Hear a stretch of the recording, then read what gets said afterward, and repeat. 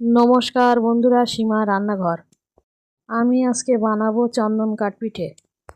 নারকেল নিলাম, নারকেলটা কেটে নিলাম, নারকেল কুড়ে নিলাম, দুধ নিলাম, ঝোলা গুড় নিলাম, চিনি নিলাম, চালের গুঁড়ো নিলাম, কড়া বসালাম, ঘি দিলাম, ঘিটা গরম করে চালের গুঁড়োটা দিয়ে দিলাম, চালের গুঁড়োটা কিছুক্ষণ ভেজে নিলাম, দুধ দিলাম, নাড়াচাড়া করে নিলাম, চিনি দিলাম, নাড়াচাড়া করে নিলাম, ঝোলা গুড় দিলাম, নাড়াচাড়া করে নিলাম, লবণ দিলাম, নারকেল কোড়া দিলাম, তো কিছুক্ষণ নাড়াচাড়া করে নিলাম।